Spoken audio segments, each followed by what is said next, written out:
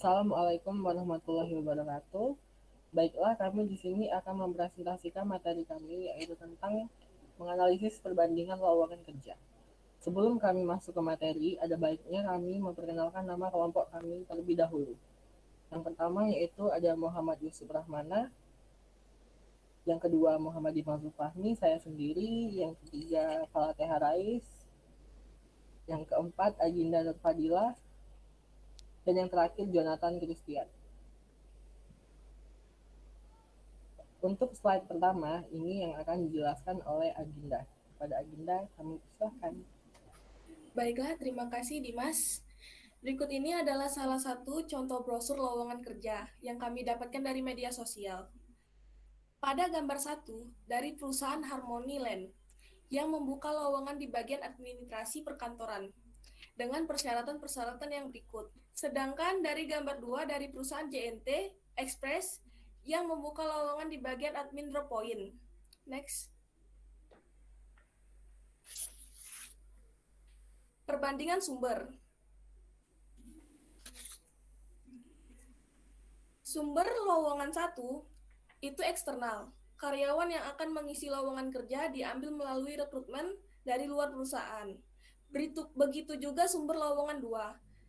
Yang eksternal, karyawan yang akan mengisi lowongan kerja diambil melalui rekrutmen dari luar perusahaan juga. Untuk slide selanjutnya akan dilanjutkan oleh Jonathan. Terima kasih Aginda. Saya akan menjelaskan perbandingan metode. Kedua lowongan memiliki metode yang sama, yaitu rekrutmen diinformasikan melalui gambar yang disebarkan di internet atau media sosial. Maka kedua lowongan memiliki metode yang sama dan tidak ada yang berbeda sama sekali. Next. Perbandingan persyaratan. Berikut adalah lampiran persyaratan masing-masing gambar atau brosur yang disebarkan di internet tersebut. Persyaratan lowongan 1, wanita, pendidikan minimal SMK, fresh graduate, dibolehkan, kepribadian yang baik, mengutamakan domisili. Sedangkan persyaratan lowongan 2, wanita, usia 21-30 tahun, pendidikan minimal SMA atau sederajat, penampilan menarik, pengalaman minimal 1 tahun, wajib memiliki HP dan laptop, melampirkan SKCK. Selanjutnya, materi tersebut akan dijelaskan oleh Saudara Yusuf. Terima kasih Saudara Jonathan. Baik, di sini saya akan menjelaskan tentang perbandingan kendala. Lanjut. Nah, jadi di dalam setiap pelamar atau ketika kita ingin melamar pasti kita menemui yang namanya kendala, baik di dalam persyaratan ataupun di dalam ketentuan. Nah, kalau pada poster 1 dan kedua itu ada kendala-kendala yang kita berhasil temukan. Nah, pada poster pertama tuh kita menemui bahwasanya di dalam poster 1 itu ada persyaratan yang harus dipenuhi berupa setiap pelamar itu harus memiliki laptop. Nah, jadi tidak semua pelamar itu pada kenyataannya itu memiliki laptop. Jadi bagi pelamar yang tidak memiliki laptop itu berkesusahan untuk memenuhi persyaratan tersebut. Lalu ada keterbatasan usia yang cukup pendek. Jadi perusahaan pada poster 1 ini membatasi orang yang memiliki usia di atas 30 tahun lebih. Padahal di, orang yang memiliki usia di atas 30 tahun lebih itu pasti memiliki pengalaman yang lebih ketimbang orang yang di usianya di bawah 20 tahun. Dan juga ada terbatasnya pelamar karena jarak atau domisili. Lanjut. Nah, kalau pada poster kedua itu mereka ini memiliki spesifik yang membatasi pelamar. Jadi mereka ini banyak lagi. Contohnya itu mereka ini mewajibi memiliki HP Android, lalu pengalaman minimal kerja 1 tahun. Yang padahal tidak semua orang yang ingin melamar di perusahaan itu tidak memiliki pengalaman 1 tahun. Lalu mereka ini juga tidak menyebutkan fasilitas yang disediakan. Padahal di dalam persyaratan itu mereka bilang siap bekerja di bawah tekanan. Nah, siap di bawah kerja tekanan tetapi mereka tidak mencantumkan apa itu benefit yang didapat dan apa fasilitas yang diberikan oleh perusahaan tersebut. Nah, itu kendala-kendala yang berhasil kita temukan. Nah, lanjut. Materi selanjutnya akan dijelaskan oleh Saudara Dimas Zulfahmi. Oke, baiklah, terima kasih.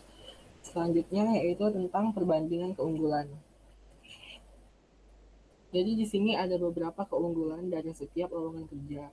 Pada keunggulan lowongan kerja pertama yaitu yang pertama, cakupannya cukup luas karena menerima karyawan yang fresh graduate.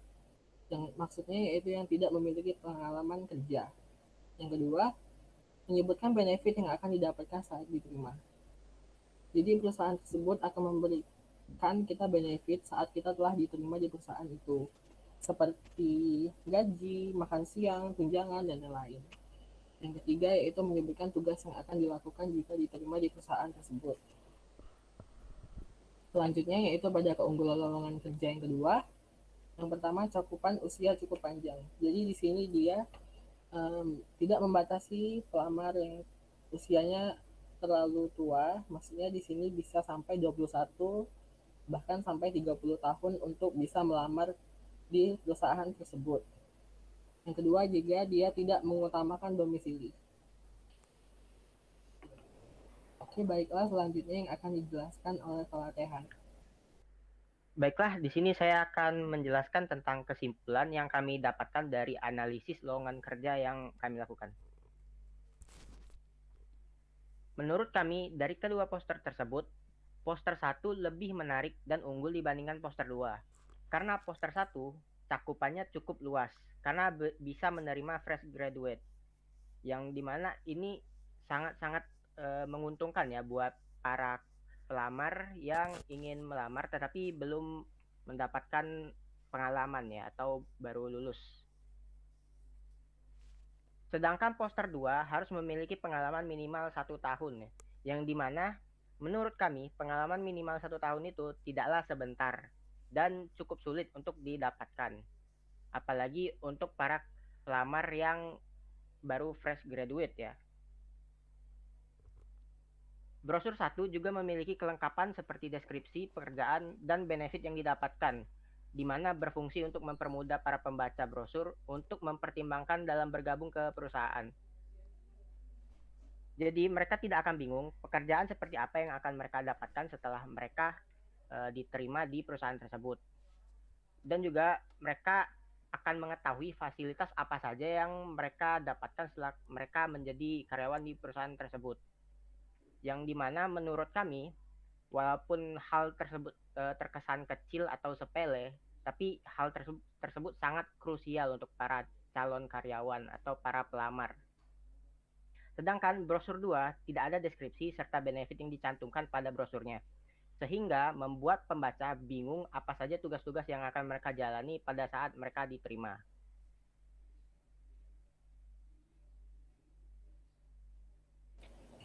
Oke, baiklah, sekian presentasi dari kami. Apabila ada kekurangan, kami mohon maaf. Sekian, terima kasih.